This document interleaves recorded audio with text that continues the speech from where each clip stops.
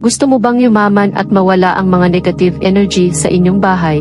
Sundin lamang ang mga ito para guminhawa ang inyong buhay at pumasok ang kasaganahan. 8 na paraan para makaakit ng swerte sa inyong bahay sa pamamagitan ng makapangyarihang bawang. 1. Isabit ang bawang sa pangunahing pintuan ng bahay o lugar ng trabaho ay nagdudulot ng swerte at pinipigilan ang iba't ibang sakit at negatibong enerhiya sa pagpasok sa bahay.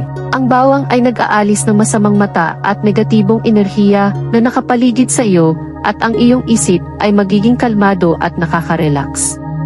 Kung ang pera ay hindi mananatili sa kamay, balutin ng 2 tandang bawas 3 putot ng bawang o 2 tandang bawas 3 clove sa isang pulang tela at itago ito sa iyong pitaka o locker ng pera.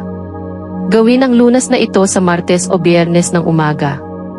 Mababawasan nito ang kakulangan sa pera at laging panatilihing puno ng pera ang pitaka. 2.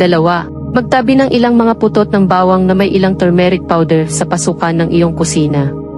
Niresolba nito ang mga problema at gastos na may kaugnayan sa kalusugan.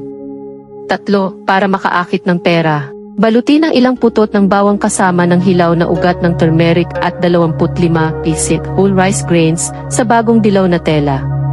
Ilagay ito sa iyong locker ng pera o isabit ito kahit saan sa silid kung saan mo itinago ang iyong locker ng pera. 4. Kung ang iyong negosyo ay hindi tumatakbo ng maayos, mayroong patuloy na pagkalugi. Itali ang 7 putot ng bawang sa isang bagong pulang tela sa pangunahing pasukan ng tindahan o opisina. Nagdudulot ito ng kaunlaran sa negosyo.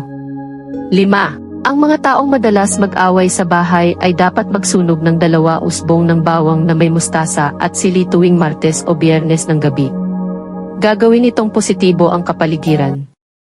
6. Upang makaakit ng pera, itali ang 2 putot ng bawang sa isang pulang tela at ibaon ito sa ilalim ng lupa sa hilagang direksyon ng bahay.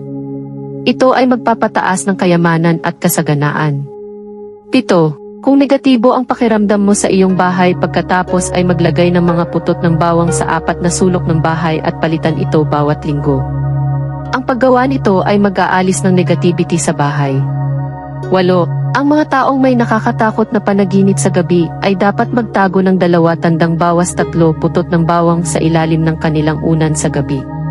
Sa susunod na umaga itapon ang mga bawang na ito sa isang sangang-daan. Malulutas nito ang problema. Kung nagustuhan mo ang video na ito, huwag kalimutang i-like, share at subscribe para sa mga bago kong video.